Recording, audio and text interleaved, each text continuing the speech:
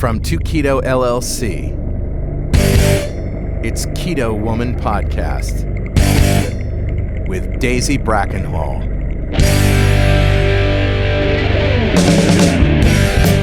Hello Keto Lovelies, I'm Daisy Brackenhall and I've spent most of my life struggling with my weight and confidence and have always had a difficult relationship with food. Even when I finally got to my target weight after weight loss surgery and eating low carb, I couldn't maintain it and I was miserable. Keto has given me the freedom to fall in love with food again without the constant gain, loss, guilt, virtue cycle of before. Health and happiness is where it's at now, running on fat. Welcome to the Keto Woman Podcast. Each week I'll be chatting to inspirational women, maybe even the odd man, to discover the secrets to their success so that I can share them with you. So what is keto? Keto is a way of eating that enables you to switch your body's main fuel source from sugar to fat. Who doesn't want to be a fat burner, right? But how do we achieve this? A great place to start is by keeping carbs to 20 grams or less per day. So things like leafy greens and above ground vegetables, plus some nuts and seeds, and the incidental carbs you find in things like dairy. Moderate protein scale to your lean body mass, and then fat to satiety. Once you're in the swing of things, you can tweak it to suit you, make your own personalised keto. I'll be asking my guests each week what their keto looks like to show you just how flexible and fabulous this way of eating can be. I'm not a doctor, and most of my guests won't be either, so we can't give you medical advice. It's always best to work with your own doctor because they know you and your medical history, and so have access to the bigger picture.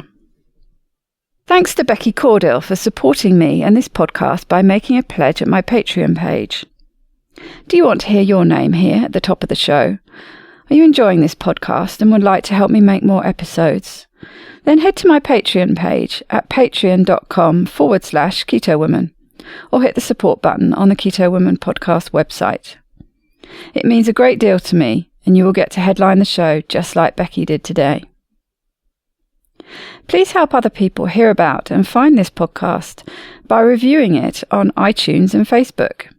Every star, preferably 5 of course, and review helps. It doesn't go unnoticed by me, the people who regularly like, share and comment on my posts. Your support means the world to me and really does make a big difference. Thank you. This week's extraordinary woman is Chrissie Bowie. Chrissie is a 51-year-old triathlete successfully competing within her age group and specialising in the longer course events. She's a high school teacher as well as teaching Taekwondo and also trains in Hapkido and Kumdo. She has 2 beautiful grown-up daughters. She loves to grow and ferment her own food as well as foraging and discovering new foods. Since removing most of the carbs from her diet, Chrissie has enjoyed success in numerous endurance events and has found that post-race and training recovery have improved dramatically. The highlight for her, so far, was qualifying for and then participating in the World Ironman Championship in Kona, Hawaii, 2016. She constantly seeks to improve her performance and find ways to tweak her nutrition strategy for training and racing. Her goal is to maximise her health potential in order to prolong physical and mental longevity. Chrissie realised after recording the podcast that she got one of her races muddled up. She talks about struggling to get her wetsuit off in Hawaii, but realised it was way too warm there for a wetsuit, so it must have been the Port Mac Ironman. Most of us, of course, wouldn't have noticed, but apparently fellow triathletes will and wonder why she was wearing a wetsuit in Hawaii. I must admit to being rather awestruck by Chrissie and her incredible feats of endurance, and I'm excited to share our conversation with you. So let's go to that interview now.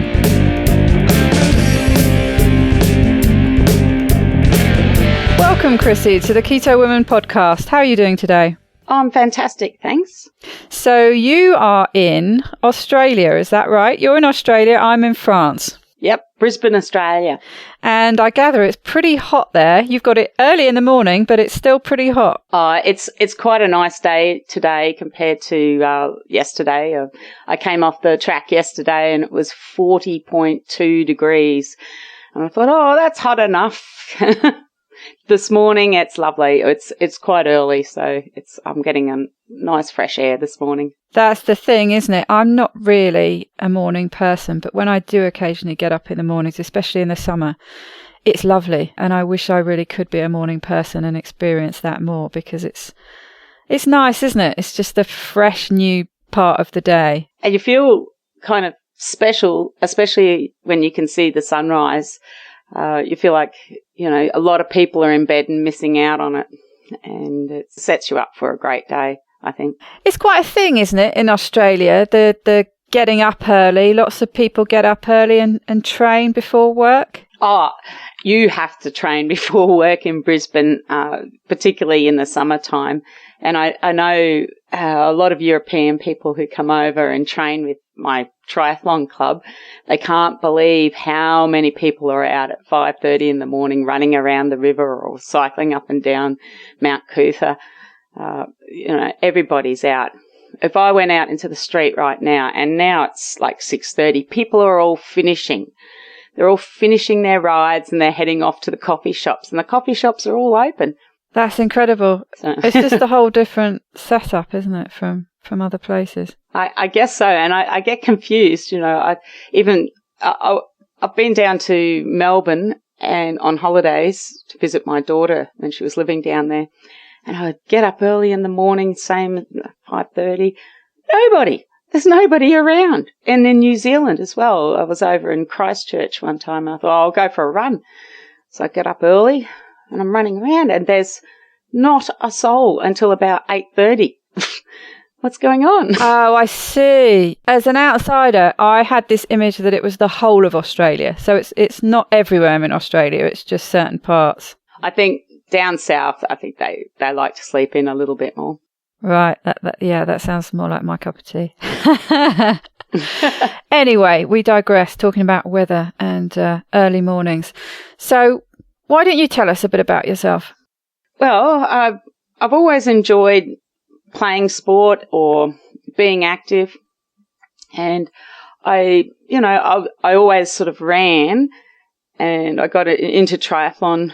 I did some swimming. My daughter said to me one day when she was quite young, we should go to the pool. Let's go to the pool. So I thought, well, actually, I'm just running all the time, so doing a bit of swimming will be good to break up the running. And so I did that, and I wasn't a great swimmer, but eventually I've taught myself to swim longer and longer and longer, listening to different people speak about, techniques and things like that. So my swimming improved. And then I eventually got a bike, and some friends were riding bikes, and I enjoyed riding the bikes, so I thought I'll put them together and I'll start triathlon. And then I competed in a few triathlons, and I did pretty much what everyone does. You carbo load before you do a race, and they actually, in your race kit or the bag that they give you, comes gels and power bars and things like that for you to fuel during the race. And I thought this seemed to work fine for like the standard distance races, but I realized that my strength is more in endurance, and if you're doing a longer race, so a standard race would take me about 2.5 hours, but a longer distance race would be up over 5 hours. You can't be just sucking down sugar, which is just staying in your stomach and absorbing all the water into your stomach so that you want to vomit all the time. I needed a better strategy to fuel my races, and that's got me started into the idea of low carb and and doing a ketogenic diet, basically trying to improve my performance in endurance races. Yeah. Right. So how long ago did you start getting into triathlons? I did my first triathlon, I think, in 2013 at Mooloolaba up the Sunshine Coast. And I look back at some of the photos in there, and I can see the look on my face coming out of the water when somebody had taken a photo of me coming out of the water, and I was just like, my mind was going, yay, I finished my first swim in a triathlon. Yes. And then coming off the bike, oh my goodness, I've finished the bike. And then at the end, it's just such a great feeling, and it's very, very addictive. It sounds like it. So let's just explain what a triathlon is and the different distances, because I've been looking into this. Someone was telling me all about their experience with triathlons, and I was talking about having started this Couch to 5K, and they were saying, you should have a go at triathlons. They're great fun, but there are different levels, aren't there? And different lengths for each level. So the standard triathlon, tell us about the standard triathlon. Okay, a standard triathlon, you start with a 1.5 kilometre swim, and then you jump on your bike, and it's a 40 kilometre bike ride, and then you get off your bike. Meantime, in between these sections, you've got this thing called transition. I'm not very good at transition. But anyway, so that's where you kind of put your shoes on, put your sunglasses on, and get on your bike. Get your wetsuit off, which must be a feat in itself. Yeah, sometimes you wear a wetsuit if you go down south, or if you do one in wintertime. It's always kind of funny up in Queensland if it's a wetsuit event. And presumably having to jostle with loads of other people as well. It's not, it's not just a case of having plenty of space to do it all by yourself. You've got, hundreds of other people. And there are particular races. I'll talk about it a bit later, I guess, but I was really impressed in Hawaii in the World Championships. They actually help you take your wetsuit off. It's like, thank you, because there's so many photos. They have those professional photographers at events that take your photo, and every single photo of me coming out of the water where I'm wearing a wetsuit, my arms are twisted behind my back, and as I'm trying to get this wetsuit off because the zip's at the back. And then so you end with a run, don't you? So you start with the 1.2 swim, then you do a 40k bike ride, and then a 10k run.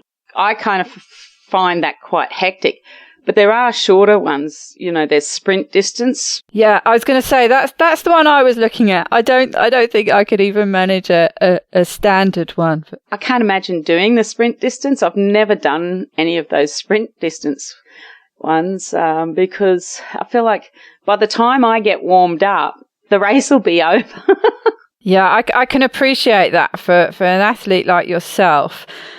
And it really is a sprint for me when I can't imagine yet being able to do 5K. I haven't got that far in the program yet, but that seems like long distance endurance to me. So I think it's mostly the mind, it's not so much that your human body can do it. You can do it. You just got to teach your mind that you can do that. And until you can imagine it, then it does seem amazing. But that 5K, I reckon most people who start try to go too hard.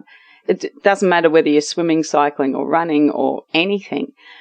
You've got to pace yourself. And I think it's a good idea to get a heart rate monitor and just go at a pace that's appropriate for your fitness level, and have patience, because over time you'll be going faster at that same heart rate. Yeah, that's exactly what I've noticed. I've got a monitor, one of these things that shows you where you've been, and it gives you all your stats, like your pace and this, that, and the other, and your heart rate.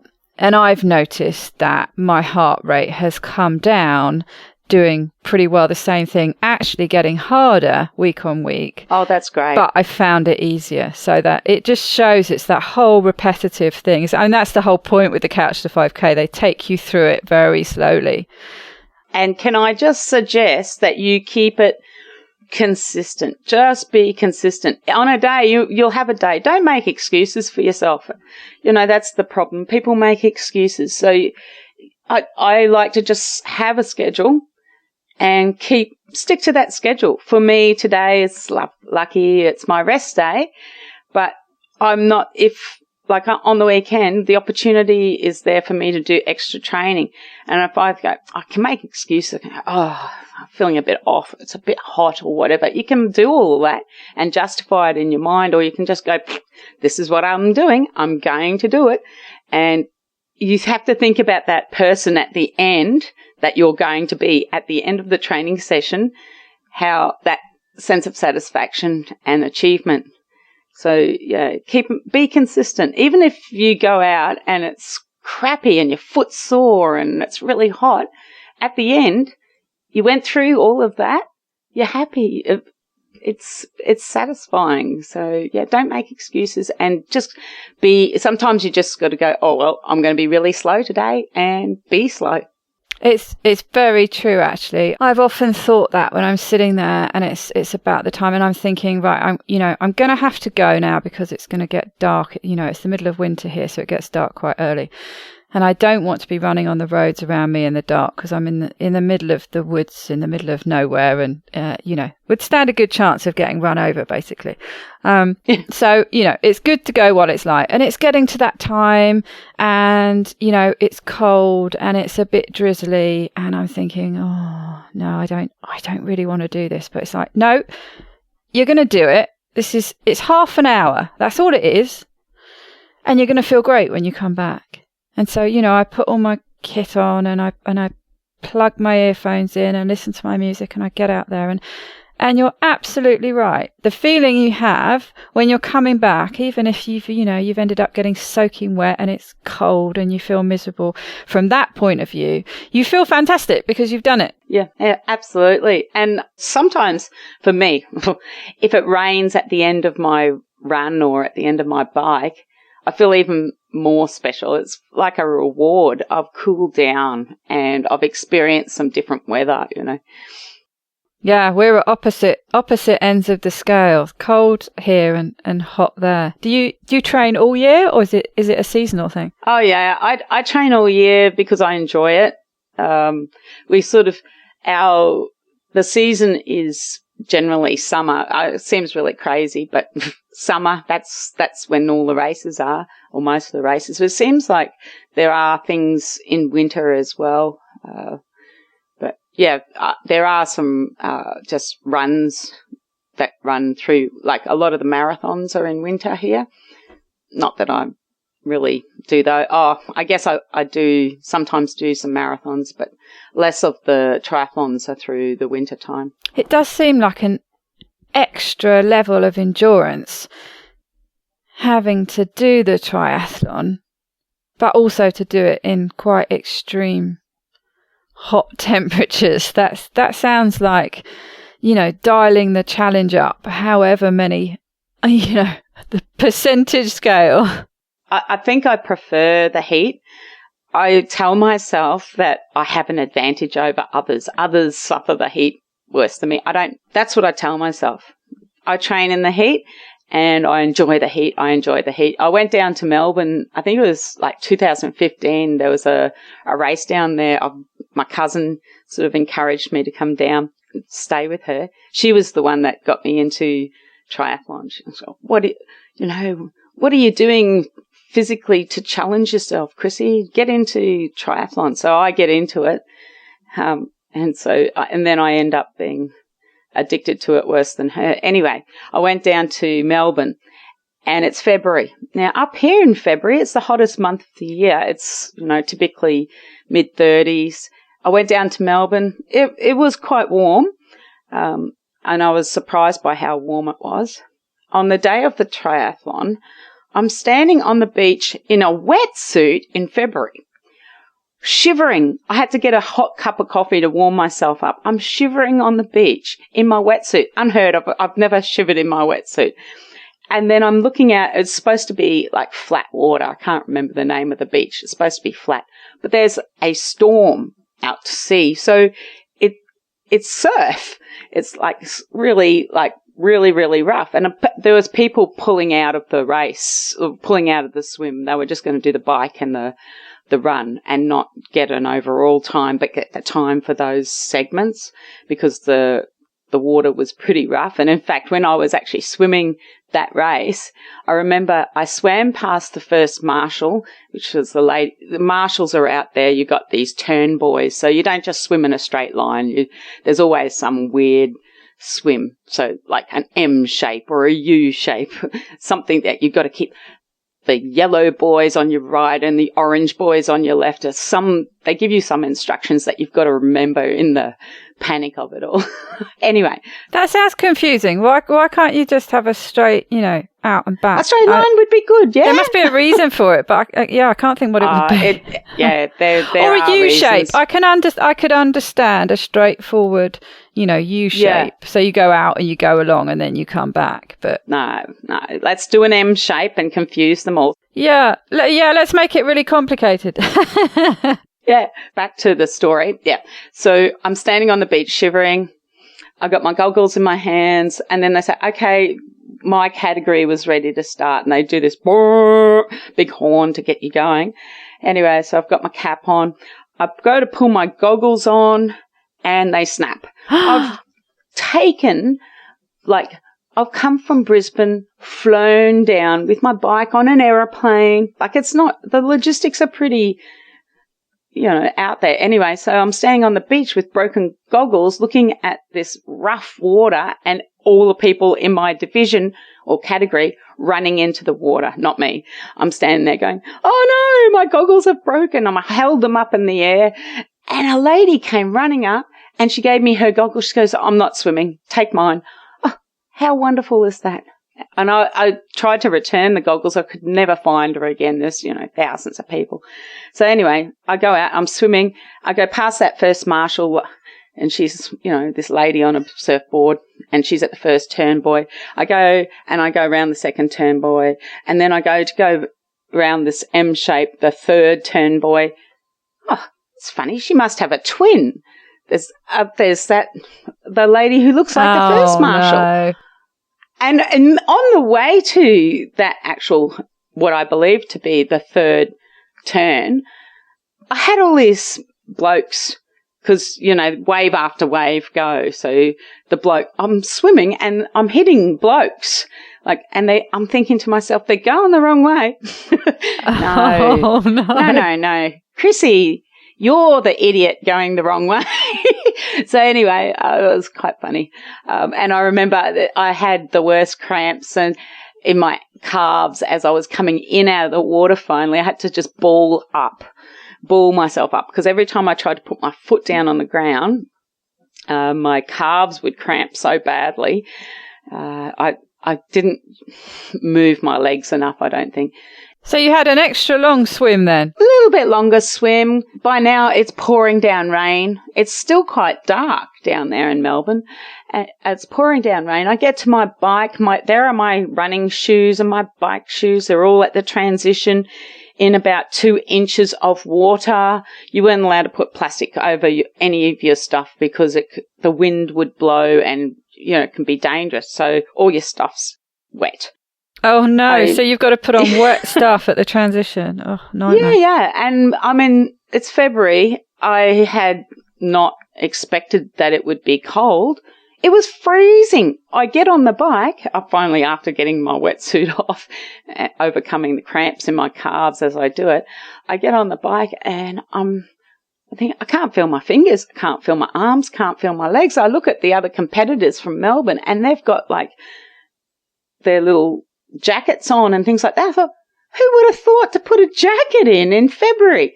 It's pouring down rain. I'm freezing cold. The whole bike. I remember I actually cried. I was so cold. I thought I've come all the way down here and I can't even feel my legs. This is not fun. Anyway,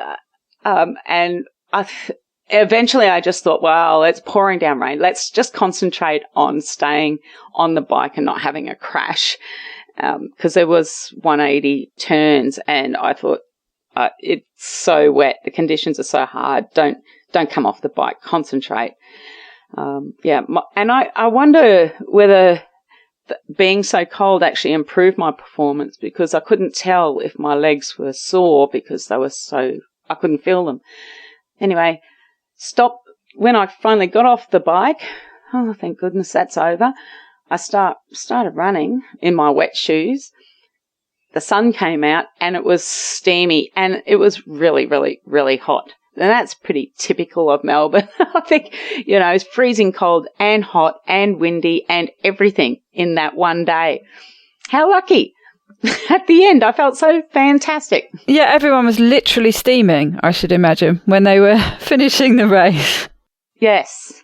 And, that was the last race I did that I took gels. The carbohydrate concentrate that are in gels. And I remember they were giving out gels at every water station. They always do. And I took them every single time. I put them down my shirt and kept running. Every chance I was sucking them down, thinking, I need this energy. It's going to make me faster. And at the end, I just remember how sore my guts were. I felt I need to get over that line. I needed to find a toilet. Yeah, that sounds a bit grim. But tell us more about the kind of triathlons you do, because you don't do a standard triathlon, do you? Oh, well, that one, I like to do the longer course ones. So I guess most of the triathlons that I do are they're about twice as long as the standard. So I've got a couple of races coming up. I've got one on the 4th of Feb out at Gundawindi, and that one's a 2-kilometre swim, and it's in the McIntyre River. So you swim against the current and for 1 kilometre, and then you swim back with the current for another kilometre. Then we're on our bike for 80 kilometres out at Gundawindi, which is, it's dead snakes and horses along this country road, which is used generally by, big trucks. So it's the road. The road's not too bad, but yeah, you have to keep your eyes up, and because if you hit a pothole or hit something, it can be quite dangerous. So that's an 80k bike ride, and then it's the run's a 20k run. And then the other distance that I do is what's called a half Ironman. The half Ironman's a 1.9k swim, 90k bike ride, and a 21k run. And then the main event that I like to train for is Ironman. So the Ironman, I love the Ironman. The Ironman's a 3.8 kilometre swim, and then a 180k bike, and then a 42k run. So it's a marathon at the end of. I was going to say, yes, I can't remember how that translates in all of them. I think it's something like 112-mile bike ride, and then the marathon, of course, is 26 miles, isn't it? Yes, yeah. I don't really think in miles. No, yeah. I don't much anymore. I'm just trying to sort of translate it for those. That's why they call the half Ironman a 70.3, because it's 70.3 miles altogether. Right. So double that, and that's the Ironman. That is a massive feat of endurance. Roughly how long does that take to do overall? Well, my best time was under 11.5 hours in Port Macquarie in New South Wales, and that was my first Ironman. Got me really addicted, and then I did, and I qualified in that first race. I can remember thinking before the race, okay, I've done all this training. Well, it'd be really good if I hope I finish. I hope that I get through the whole thing, Just do each thing. Do the swim, just get through the swim. Think of the swim when you're doing the swim. Do the bike. Enjoy the bike. And then, but conserve, Chrissie. You've got that run at the end. And at the end, it was the most amazing feeling. And I did that race. I think it was about the day before or the day after my 50th birthday. And I sort of, how you feel a bit lucky around your birthday. So it was a really great gift to myself. And it was even better because that first race, I got second in my age category. And I thought, you do these races and they have what they call qualifying slots to go to the World Championships. And generally in the old ducks slot, there'll be one slot, one opportunity. So you've sort of got to win to get a slot to go to Hawaii.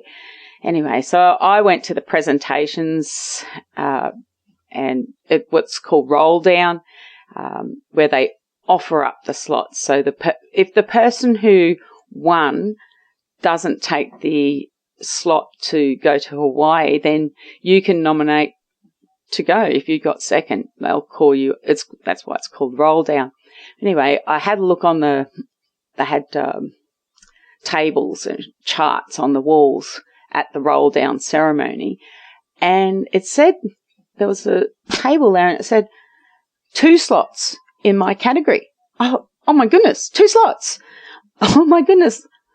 I went over and I thought there has to be a mistake because I saw it online. It said there was 1 slot. So I'll go and check with the admin people. And because there was extra entrants and they had cancelled another race somewhere, like in Malaysia or something, they made 2 slots in my category. And so I got to go to Hawaii. Awesome. So, the Hawaii took me over 12 hours. Hawaii was quite a bit different to Port Macquarie. Port Macquarie is not an easy race. It's what they call definitely an honest race. But when I got to Hawaii and I got off the plane, I was shocked. I thought, oh my goodness, because in the southern hemisphere, we're in the opposite climate, and I get off the plane in Hawaii, I'm near the equator, and it was so steamy. I thought, oh my goodness, better get out there and do a bit of training in this. So yeah, humidity can be really draining, can't it? I don't know how people train I guess they do. There are ways of doing it.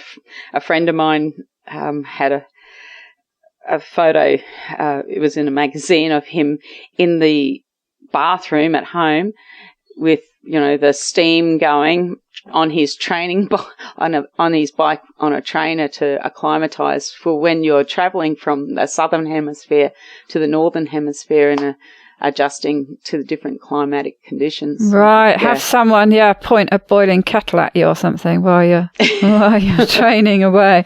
So which is your favourite and least favourite element of the triathlon? Because most people seem to think that the swimming is the hardest bit, the bit that they don't want to do the most. I used to think that.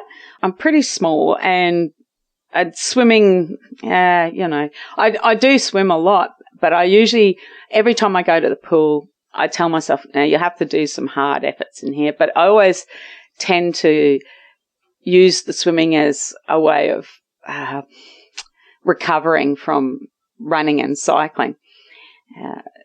Where I will always put something hard in a run, even if it's going to be an easy run, I'll do at least a couple of kilometres in there, where I'll get my heart rate, really push my heart rate. With swimming, it is hard in the training to psych yourself up to do some hard efforts. But before the swim, you just hope that it's all going well and don't think about that horrible time down in Melbourne.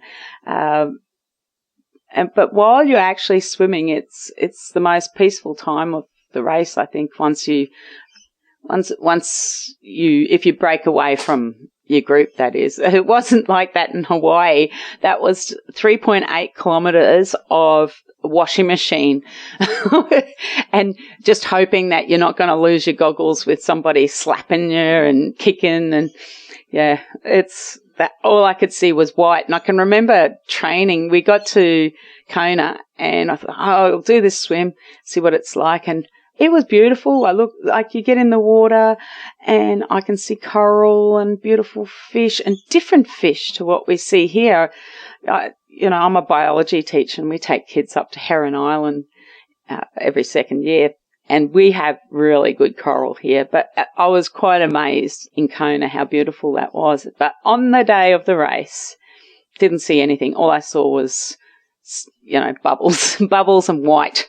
and I just kept going. And it was lucky that I just kept with the group because there was so much splash. I could, when you practice, you look for signs that, like, points along the horizon that you're going to sight from. And I couldn't see anything. So I just try to keep with the group and just follow. And then, that's the end point. Oh, good. We're out. It seems to go so quickly. I guess for me, my worst part is transition, and especially if there's a wetsuit involved, I just can't seem to get it off quickly. And I always have this, the night before when you're thinking through the race, you always think, don't forget your sunglasses. Don't forget to, you feel like you're going to forget to do something. Because if you get on that bike and you haven't got your sunglasses, I did a race at Busselton in start of December, and we were riding and some big stuff hit you in the face. And if I didn't have my sunglasses on, that would have been really, really dangerous. I like when I'm on the bike, I guess also towards the end, I just want to get off. My bum gets very, very sore. Right, so it must be quite nice, probably with each element, when you transition to the next, it's a different movement. So it must be quite a relief, actually, to go from one to the other, especially with the two, with the long elements. So like you say, you've got a bit of a sore bum from being on your bike for all that time. It must be quite nice to then loosen up and go into a run. Yeah. You start the run and you think, oh, come on, Chrissie, legs, work. So you feel like you're just taking these little shuffly steps. But, yeah. I mean, that's the thing. You've just spent all this time using your legs, and now you've got to use your legs again. I mean, people train all year to run a marathon on its own, but you're running a marathon after doing a swim and doing this incredibly long bike ride, and then you run your marathon. I mean, it's incredible. Yeah, it is. And if it wasn't incredible, then it wouldn't be all that valuable. So the harder something is to do. Yeah, that's true. You must feel amazing when you finish that.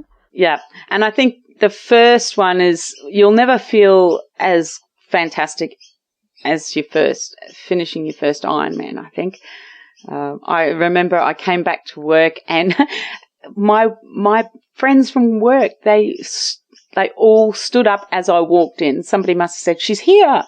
And they all stood up and clapped as I walked in. And I was on a high for weeks, just thinking, yep, I did it. I didn't think I could do it, but I did it. I bet. And then having qualified too was awesome. Fantastic. So presumably when you started triathlons, even though you were still carb loading and things, you probably did, you would have focused on your diet and what you were eating. Presumably you were eating reasonably healthily. Even as a kid, my mum always grew vegetables. We had our own chooks, and I was a beekeeper as a kid. We were just into producing everything. My mum cooked everything. We always took our lunch to school. We didn't have biscuits in the cupboard at home, but we did do, we always had such a good breakfast. I remember we would have cereal backed up with always eggs or baked beans. So we had a cooked breakfast and cereal. So my mum, I think, coming from a more rural background, always believed in a big breakfast. We always took our lunch to school and always had healthy, good meals for dinner. And I just always continued that through my life. And I guess I strongly believe that you should, I'd go running and then I would eat a lot of fruit and a lot of like cereal or, carbohydrate-based breakfast straight after. And I was always hungry, always starving, and almost to like the point where like 11 o'clock is the bell at school for lunch. I would start to be shaky and hangry before that bell went, and get out of my way, move away from the fridge. I need my food. That's the way I was. And thankfully now I don't get hangry anymore, which is really, it's good. I feel more in control. Yeah, so tell us a bit about that changeover. You said you noticed, during training and the races that you really weren't feeling good taking all these gels and things. And so at some point, presumably, something clicked, or you read something, or what made you... On the way back from, as I was in the airport coming back from that Challenge Melbourne in 2015, I was in the airport, and you get this thing after a race where you can't stop eating. And so I was eating at the airport, and it was quite ironic. I went to a bookstore at the airport. My bike was in. I was waiting for my plane. And there was the book, The Grain Brain by Perlmutter. And I thought, oh, yeah, I've been meaning to read this. So I bought the book. And then, oh, look, there's Krispy Kremes. I can have a donut.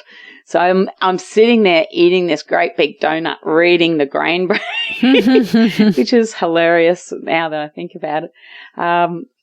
And reading it made a lot of sense. And, I think I started to question, do I really need the carbohydrates? So then I started to experiment removing them.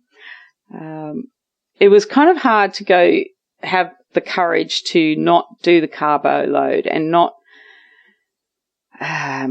take those carbohydrates, because athletes get pretty superstitious, I think.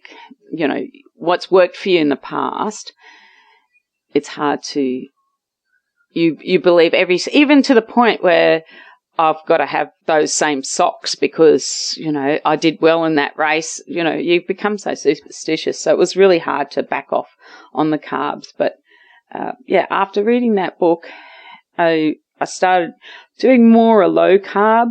I still would, have some sweet potato the night before a race, that sort of thing. But, I experimented, and I found that I felt better through training, and you have to train with a nutritional protocol that you expect to use for your race.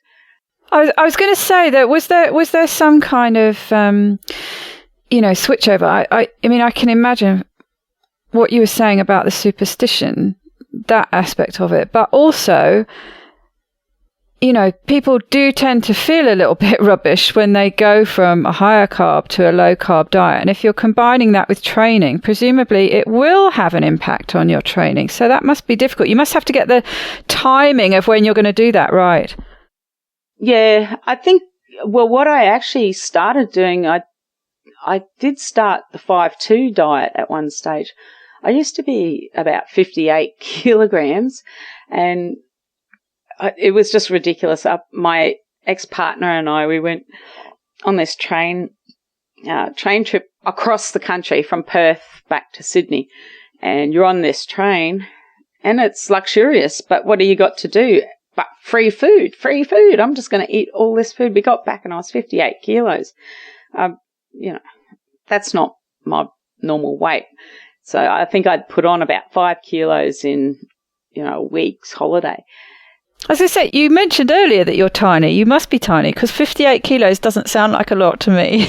I'm only 163 centimetres or 5'2", something like that. And since being low carb, my weight just stays the same. I seem to stay around this set point of 51.5, 52 kilos. if I want to race well, I ideally would like to be a little bit lighter, but I don't care. It used to matter. I used to get on the scales all the time, but now I just think until I have an issue putting my pants on or something, I don't care. It just doesn't matter because it's just a number, and that number relates often more to how much water is in my body. Absolutely, yeah. Last night, I got home from my bike ride and I drank 3 bottles of 1.25 litres, that mineral water, and I was still thirsty. So, if I'd stood on the scales when I got home, maybe I was 48.5 kilos. And then after I drank all of that water, and, I didn't pee until for hours and hours. Gee, I must have been pretty dehydrated. I was drinking when I was riding yesterday, but it was just so hot. So I think going back to what we were saying, that, changing over to keto, I think it was easier for me because my ex-partner and I, we did the 5-2. I couldn't sustain that. The 5-2 Mike Mosley. Yeah. We read that book with the it's all about intermittent fasting. So the 2 basically intermittent fasting days. Yeah, and so I think because I'd still train in those days, and I think that made me perhaps a little bit more metabolically flexible, I could say. But unfortunately, I couldn't continue with the 5-2. In a way I do now, but I can't go overnight without having a meal before I go to bed. Otherwise I just don't sleep. I'm just toss and turn. I'm too wound up. So it kind of speeds up my metabolism a bit too much. And I think that's gotten worse as I've gotten older. So the transition was made easier because I had done that fasting twice a week, or at least. I did notice it, not so much with triathlon, but in my martial arts, in changing over to low carb, because martial arts is more, you're using a different energy system. So sparring, it's more like sprinting. It's that short bursts of energy and power and things like that. I was going to say, I can see that it's a power punch. It's a quick, short snap, isn't it? Yeah, it's less of the endurance, and I could see that. It was harder for me to get going with that. But I think as long as you always continue to put that sort of training into your routine, you'll maintain it to a degree. I definitely don't have the power power and speed that I used to. I've really slowed down, and I don't know whether that's because of my age, in aging, or because of my change in diet. But yeah, I didn't go through a huge keto flu that a lot of people describe. I guess and I think it's because of that fasting that I'd been doing. What did you notice with, how you felt doing the triathlons with the change of diet? I was really, really surprised, actually. I would get to the end of a race and I didn't feel as depleted and wrecked as I used to. And I remember being absolutely amazed at, feeling ready to go in a couple of days after a race, feeling right to train again. And I remember friends of mine, I train with a club, and the guys saying, "Oh no, don't come back into training too early." I do tend to overtrain, but you're coming back too soon. You want to, give yourself plenty of time to recover. And I think, well, I actually feel fine.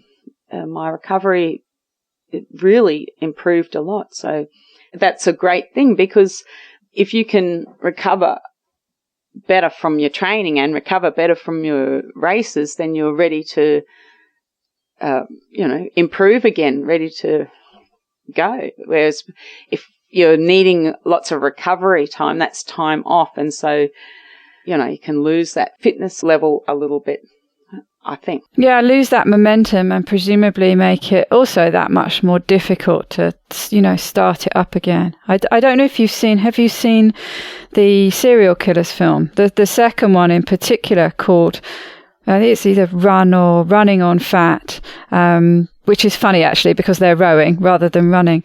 But they do this huge endurance. It's Sammy Reckonen, I think his name is, and his wife do this long rowing expedition. I forget the points now. I think it was from San Francisco to Hawaii or something. Does that make sense? I don't know. I've probably got my geography all wrong there, but it was an extreme long distance row over, I forget how many days, but a long time. And they did it really quite a strict keto, and they had everything because they had to have everything on board. They had all these packs of different things like dried fish and dark chocolate and coconut oil and all sorts of things. And they said that not only did they find it easier to do the trip as they were doing it, but when they finished, it wasn't a case of, having to collapse and recover for ages. They almost felt like, turning it round and going back the other way. And they made a point of saying, and we were still getting on. We weren't filing for divorce at the end of it. So, that it just shows that it really seems to fit very, very well with endurance type sports. Yeah. And everyone's different. It won't suit everyone. And anyone's protocol needs to be adaptable because depending on the conditions and yourself, what you need is going to be different from day to day as well. So, that doesn't surprise. I haven't seen that movie. You should watch it. Yeah, you'd enjoy it. I think so. I think I heard an interview with one of them and I thought it was quite inspirational. Yeah. And so what you were saying about before about your weight and liking to keep a certain sort of physique because presumably it's easier to run and to ride in particular when you're on the leaner side, to have a lighter physique is going to make life easier for you. But presumably also with the endurance, you do need a certain level of body fat as well to keep you going. Do you find it's quite a fine balance that you need to keep between the two? I think I do. I don't think it's as difficult as you would imagine. I don't ever feel like, I've got no fat on me. I'm running out. No, I never feel like that. So I think I try and do most of my training at a low heart rate. And I think that's even when I'm racing, I'm wary not to overdo a higher heart rate because I know that I'm just using glycogen. And I need to be staying aerobic so that I can be drawing fat. And I think everyone's got, they say, you've got enough fat to go for months without eating if you really needed to. Mm-hmm. So I don't think that I would run out of fat, but you'd probably more worried about keeping up your water and your salts. And to a degree, you'd need to burn some glucose as well. And on a longer race, I'll have a banana, and enjoy bananas. It's the only time I have bananas growing in my yard here, beautiful big bananas, and I give them away to my family. I take them to work and people love them and I won't touch them. But if there's a race, I'll put a banana in my pouch. And a lot of the eating that I do on the bike is not eating because I need the fuel. It's eating because I need a reward. I'm getting past 20 kilometres and I'm going to eat a nut at 20 kilometres and then I'm riding along. Another 20 kilometres, some of this dark chocolate. I've made some pretty funny mistakes. Like I think I'm going to make a keto fuel for my bike ride for this Ironman. I was in Western Australia for the Bustleton Ironman. Anyway, I got this idea. I thought, I'll get some dark chocolate, 95% cacao, and I'll put salt in it, and I'll put MCT oil, coconut oil. And what else did I put? I put some nuts in it, macadamia nuts. I thought, yeah, that's going to be lovely. And I like to have strawberries or berries or something in the bike pouch as well, because they're water and it's a little bit of glucose as well. So, pop some strawberries in the pouch with my chocolate that I made. I very carefully cooked it up slowly. I poured it into alfoil that I've made a little mold with. I'd stayed at this house, a share house, with some other triathlon people, and they're doing the usual, packing their gels and packing all their carbs and doing their carbo loading. And I'm going, I'm going to make something too. Anyway, so I've made this and I put it in my pouch. And I had it in a little plastic snaplock bag, and the strawberries packed there, and I had a banana. I put the banana down my tri-suit down the front.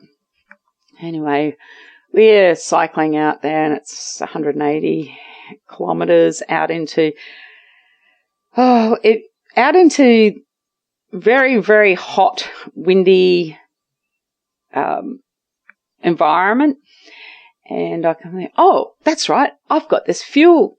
I can have something. So I opened up the zip, and it was just melted. I was going to say, I can see where this is going. It was just mash. Oh, so there's other people there, like squeezing a little bit of a gel into their mouth. I think, yep, that's easy. Oh, no. Okay, so I dipped my finger into my melted chocolate. Yeah, that was nice. It was good. The salt was good. It was rewarding. But then my hands ended up like you're doing like 35 kilometres an hour on your bike, and the roads are they're rough, and you're trying to do your fuel pouch there, and the zip's getting caught on the snaplock bag, and then needless to say, I had about 120 kilometres in. You don't really care. You got salt all over your back from sweat, and yeah, pretty disgusting. But anyway, this guy gave me a funny look as he rode past me, and I thought, oh, what? And I realised, I'd been dipping strawberries and stuff into this chocolate, and it hadn't really. My face was it was covered in chocolate. My hands were covered in chocolate, and each time I've wiped my face with chocolatey hands, it wasn't a good look. Not a good look. Tasted good, but ended up all over the place as well. Yeah. But that was hot. There was parts of that race that were 44 degrees and bushfires. Yeah, that kind of heat and chocolate end up with a mess. Yeah. Yeah. So what does your general day-to-day keto look like?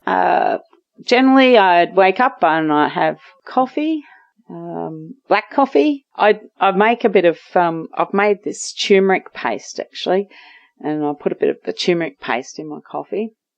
But I try to keep it black most days. Some days, I feel a bit sooky. I'll put a bit of butter in there as well. I'll whiz it up in the blender. So coffee until 1 o'clock is coffee and water, or bubbly water.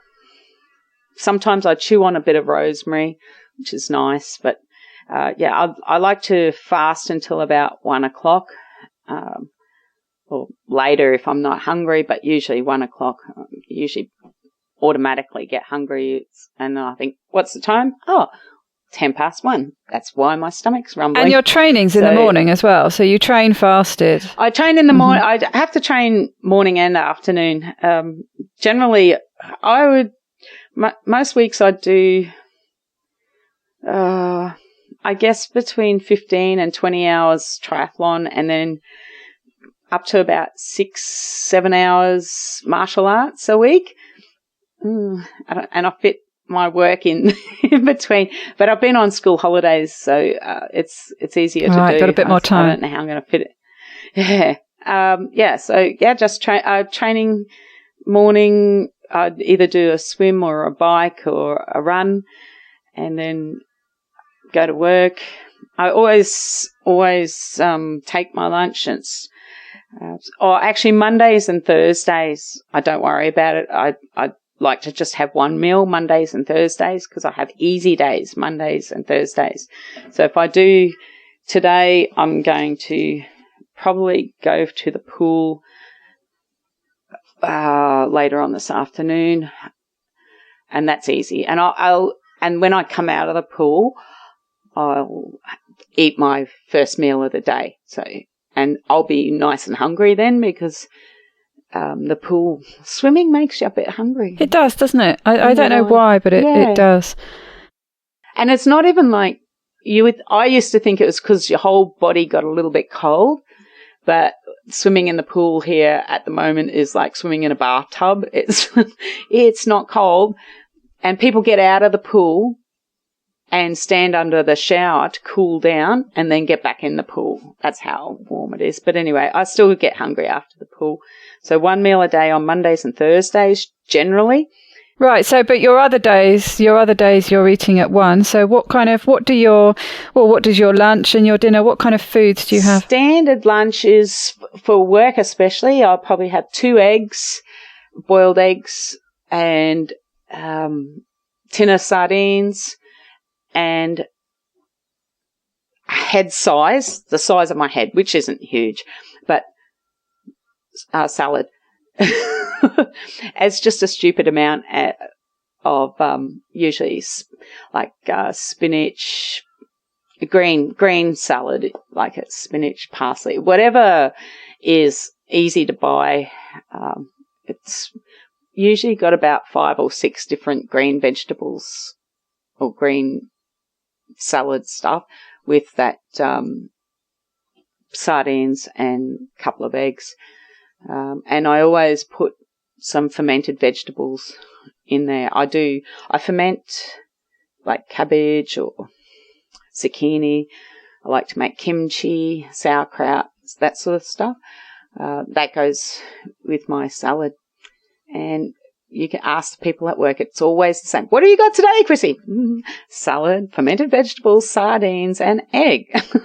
Same as yesterday. But it's good. It's easy. And it works. I know it works. And it is easy. If you don't get bored with things, it just makes preparation easy. You don't have to think about what to do. You just prepare the same thing every day. Well, it's kind of the same, but it's kind of different. So, sometimes I don't have fennel. Sometimes I've got celery, It's the variations in the salad. So, yeah. I do a lot of sprouting, and I've been making microgreens, growing microgreens, which is kind of a little difficult at the moment with the heat in the house, but growing like mustard seeds and little broccoli seeds and things and like they that. pack a really nice flavour punch, don't they? Oh, gorgeous, yeah. Sounds delicious. So, and what's for dinner? What tends to be your evening meal? And and then I've got myself to I used to snack. So 1 o'clock, and then dinner time for me this is my problem. I really should be eating, say, 5 or 6 o'clock, but at 5 o'clock I'm usually doing something, like I'll be at the pool swimming before I've got my martial arts, and my martial arts are usually 6 till 7:30 or 7 till 8. So I'm getting home pretty late. Most nights I get home at about 8, after 8:30 even, and then that's when I eat my dinner. So that's quite late, considering I try to be in bed at 10. But that's just a factor of your life and your schedule, and there's not much you can do about it. Yeah, that's right. And I can't put food in and then go and train. It's got to go down a little bit. I've made the mistake of, finishing a bike ride and then having too big a lunch and then going for a run, and then it's kind of repeating on me the whole time. Well, and it's too much for your system to do at once, isn't it? I mean, the digestive process takes a lot of energy to try and then do something else that takes a lot of energy at the same time. One or other is going to suffer, aren't they? Yeah. And there's you've got to experiment a little bit, because you might find that I found that if I have too much olive oil, or maybe I've just skipped back a bit on the olive oil, and also egg whites. So if I really have started enjoying just egg yolk in my salad, just raw egg yolk, no white, just separate it, and put that in. And I don't get that repeating when I have the full boiled egg and then try and run. And like if I eat at 1:00 and then I go for a run at 3:30, the egg white doesn't work for me. Garlic, I can't have had garlic. There's certain foods I can't eat on run afternoons, so got to know what you're doing next and eat the food that's appropriate for that. For dinner, so this could be 8:00 at night or 8:30 at night. I usually like to have a little bit of a salad, just because I make natto as well. Do you know natto? It's fermented soybeans. Right. Oh, right. Yes. Yeah.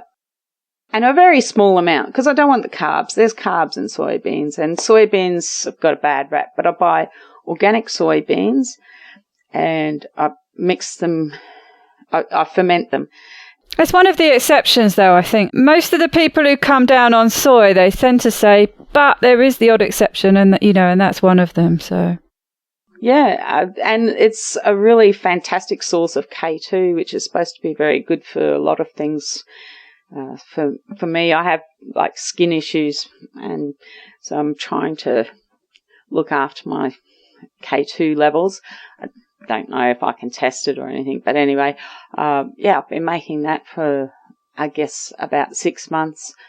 On the side I have, because I like to have my probiotics, so that's my natto, some kimchi or some sauerkraut, and then I have mostly a plate full of green vegetables and some fatty meat. My absolute favourite treat for the whole week is I go to the markets on Saturday morning, and this is where I buy all my veggies. I grow a lot of my veggies as well, as much as I can. But anyway, Saturday mornings I'm off to the markets really early because it's a busy day Saturday. Anyway, I have a fish lady there, or fish guy and couple, and I buy fish heads, and they are awesome. And I buy 2 fish heads. They come together, and they're the salmon heads, and they're so fatty. And I looked it up. It's perfect keto.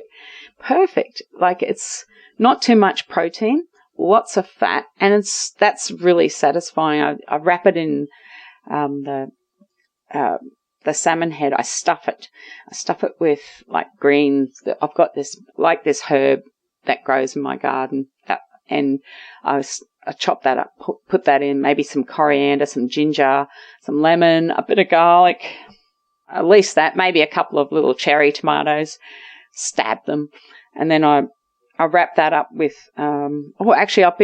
before I wrap it in the banana leaf, I've been getting big pumpkin leaves and putting that either side of the head, and then rolling that up in a banana leaf. Now put it in the Weber, barbecue that's kind of like an oven. And I'll do that after a bike ride, and because you're quite hungry by the time you get home. And yeah, it is amazing. So I'm a bit bewildered by how much of that you can eat. I know I was watching a program a while ago, and I think it was MasterChef or something, and they'd given them a challenge to take what they could off. I think it was cod, the fish head that they were using, and they took the cheeks and I think some of the throat, and there were certain places where there's some lovely meat. But well, I eat everything. Really? Yeah, pretty much. Like, because the cartilage, you can just chew down the cartilage. It's gorgeous, and I love that feeling in my mouth. And the eyes, I never, like, when I first started doing it, I couldn't imagine eating the eyes. But then I thought, I'm going to try this. So I picked up, I put the eye in my mouth, and I thought, this is really nice. So nice. It's incredible. People are just missing out. I shouldn't say anything because people be onto it. I spend $2.50 and sometimes I can get 3 meals out of 2 fish heads. So there's no need for people. People say keto is so expensive, and I think rubbish. I don't need to. I eat heart. Yesterday I was talking to someone. I was at a session and there was a lady there, and I said, I had heart today, so I'm going to have something really light tonight. Heart? How do you do that? And I thought, just very quickly cook it on either side, and so it's still quite rare in the middle. I want it bleeding, and then I just slice it up and put it in my salad. Easy. It's not hard. And she said, where do you buy heart? At the shop. Like, it's there. People mustn't even see it. And, you pay $1 or something for like a big chunk of ox heart or beef heart. You can't eat it all. Chop it up and give some of it to the chooks. Yeah, I must admit, living in France, they eat a lot more bits of the animal than Brits do. In particular, there's, like one ox tongue. I made 10 packets and put them in the freezer, like of portions that it's cooked up. It's ready to go. It's so easy, and it's not expensive. And I think I spent, $2 or $3 on the whole ox tongue. A lot of it is how you cook it, isn't it? Yeah, I do. I make bone broth like regularly, so I probably do 1 or 2 batches of bone broth each week. Any meats that I eat that have got bones, I store them. I put them in the freezer. I buy some bones as well from the butcher, and there's a little bit of bone left over from my salmon heads, or bits that I can't eat. That goes in as well. So that is always like every meal. I put some bone broth into it, not lunch generally. Sometimes if I'm home and I'm doing my salad, I'll just heat up a little bit of bone broth and pour that over, and it makes the spinach and all my salad stuff shrink down a bit. It's easier to fit in your stomach then. I think it helps it digest as well. But yeah, it's a really nice background flavour, bone broth, to all your food. And you mentioned before about the martial arts you do, and you teach as well, is that right? Yeah, I teach Taekwondo on Saturday mornings, so I've been doing that for years, maybe 15 years. I've probably been teaching. I've been doing Taekwondo. My kids got me into it. My eldest daughter wanted to do it, so I watched them. I watched her do her first lesson. I thought, nah, I'm joining in on this, and loved it. And I have my Taekwondo family, I have my Hapkido family, my Kumdo family, and my triathlon family. These people that you train with, that's the best thing about these things that you do. You're part of the community, and I find teaching Taekwondo, it's such a rewarding thing to do. I am a school teacher, and that has some rewards, but when people come to your class to learn to do a martial art, you're pushing them to do something that they don't think that they can do, and then and you see them achieve things that they didn't expect to be able to achieve, and you being able to see that all the time, it's very satisfying. Yeah, I get much more from it.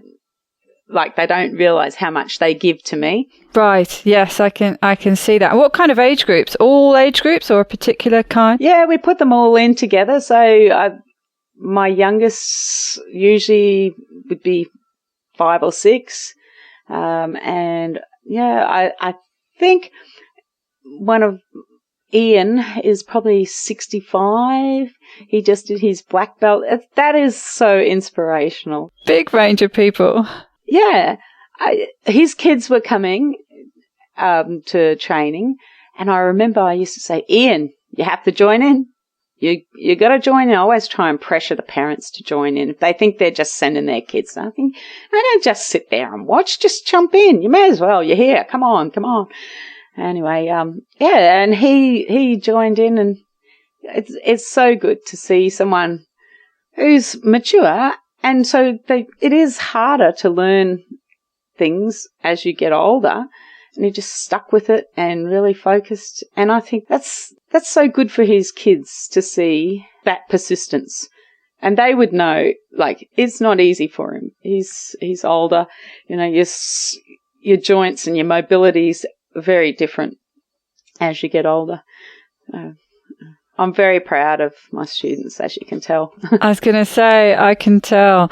So tell me about the Kokoda challenge you mentioned when we were having a chat before this interview. That sounded fantastic. Okay. Yeah, one of the really rewarding things as a school teacher I've been doing each year is there's this challenge called Kokoda Challenge. So it's a challenge. It's really the kids take it as a physical challenge. They perceive it as a physical challenge. It's a 96-kilometre hike, which is the distance that the Kokoda Trail in Papua New Guinea, which is one of the major battles in the war, and we have near Brisbane here, down the Gold Coast, a trail which is similar in elevation and difficulty as the Kokoda Trail.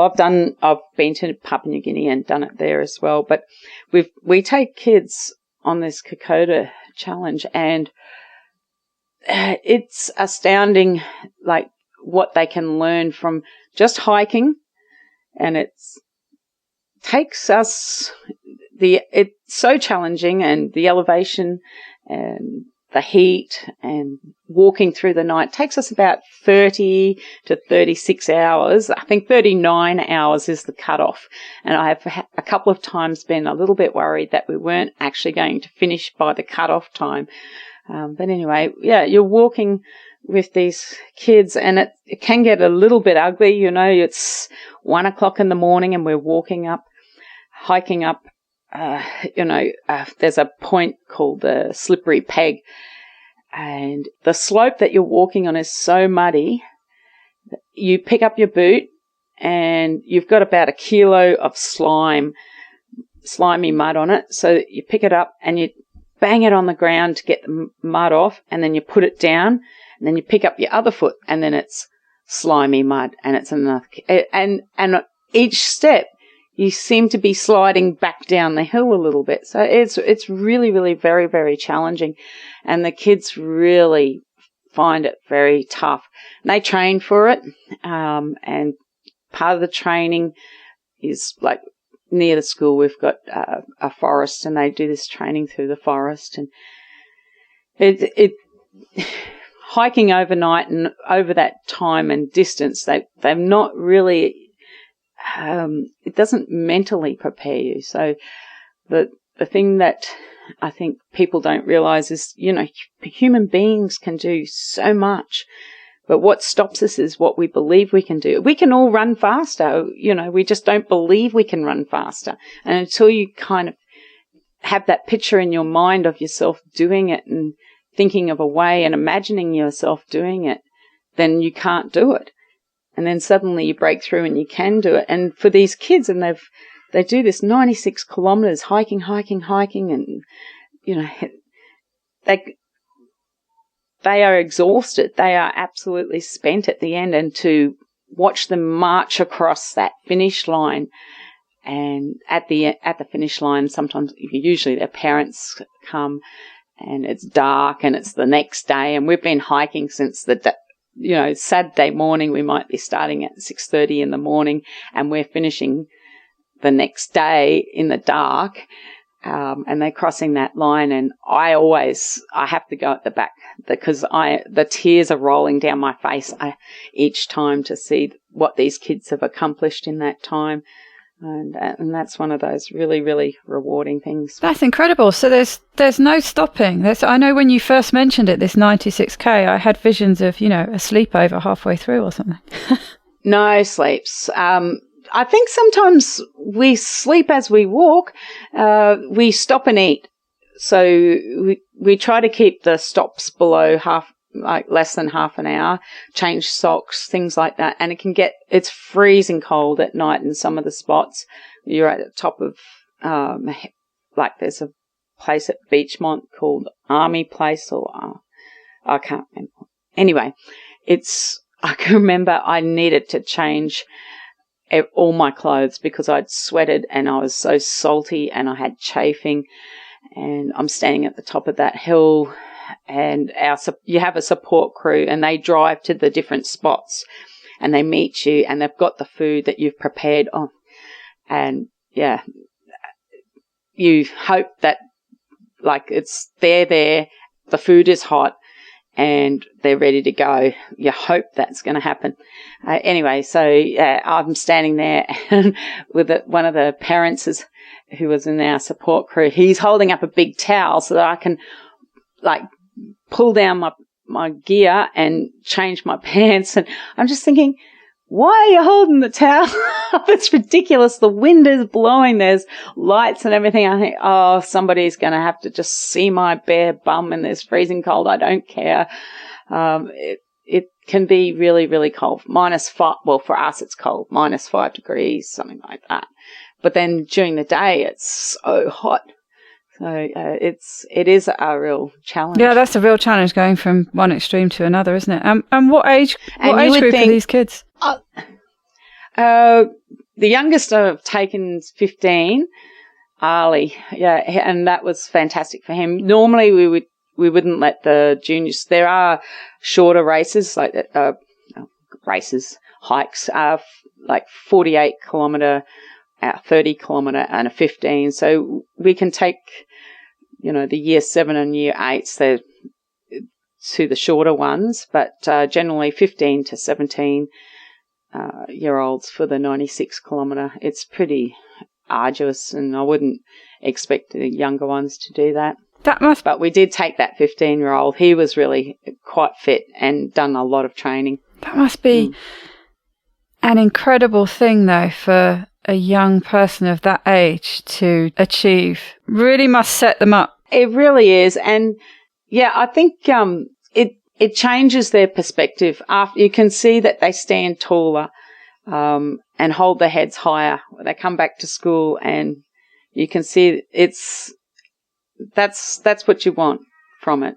You want them to get that self-confidence from setting a goal and achieving it. What an incredible thing to do. Well, this has been absolutely fascinating. We're going to wrap up now with your top tip. Okay. Well, my top tip is to make sure that you plan. You have to plan. You can't just, hope that everything is going to be fine. So for me, going back to work now, I know the main thing is to plan my lunches. So organize yourself so that you can make a healthy lunch, and that's something that you can enjoy each day, unless you're fasting, of course. But so plan. I have in my cupboard, I know on Saturdays I've got all my sardines ready. I'll boil my eggs Sunday night, ready for the week. And you plan, it makes it easier, and you're not stuck there thinking, what am I going to get that's going to be keto, or what's going to fit? I hope I don't get the wrong oils or something on my salad if I'm buying it. I think it's worthwhile packing your lunch. Always pack your lunch. I'll go to a PD and they're providing lunch. I'm not eating that. No way. I'm not leaving it. Maybe if I see some cheese or something, I'll have a go at it, but I'm not going to rely on other people or the convenience of buying food. It's pack your lunch. Yeah, that's a great tip, and it rings true just with everything that you do with your training. It just sounds like an overall philosophy that works for you, this preparation, this planning, and sticking to those plans. Yeah. be consistent with it. I know my lunch is going to have those greens, and it's going to have my sardines, it's going to have my probiotics, or, my fermented vegetables. That's it. I know that I'm getting something that works for me. There's no risk. I'm not going to have to be worried. Like, there's nothing worse than regret. Don't you agree? Like, oh, I wish I did this, or I wish I just don't. You can avoid all of that by, planning, preparing. Absolutely. And it's also essential for you to know that you're going to feel well for your next training session, your next race. You can't afford to end up with an upset tummy or something because you've grabbed something when you're out, like you say, that might have things in it that don't agree with you. And and I'm a strong believer in real food. Like, if you don't know what your food is made of, if there's some chemicals, or it's made of something that's not even food, like most of the rubbish in the supermarkets, you don't want to put that into yourself, because you don't. What is it? It's not going to help you. So, pack healthy food and enjoy healthy food. Like, and if you have that as a habit, like, I don't know. Like, I used to enjoy fruit, and I know that, I probably would enjoy fruit still, but I really enjoy. I taste the sweetness in cauliflower. I taste the sweetness in so many things that I probably would never have realised had such amazing flavours. The flavours change when you change over to keto, don't you? Yeah, agree? for sure. Your sensitivity to, like you say, that natural sweetness is that in so many things, and becomes too sweet with some foods that actually, I don't want to eat those anymore. No, and you don't perceive them as food anymore. Like, a lot of rubbish that you see sitting on I wouldn't say rubbish, but the stuff that you see at the staff meetings, and, somebody's done baking and everything, and you think, oh, it's not really food. Laura. Not for me, no. And it's not going to be fuel for your next Ironman, or should I say Iron Woman? I think they need to. No, I think Ironman's fine.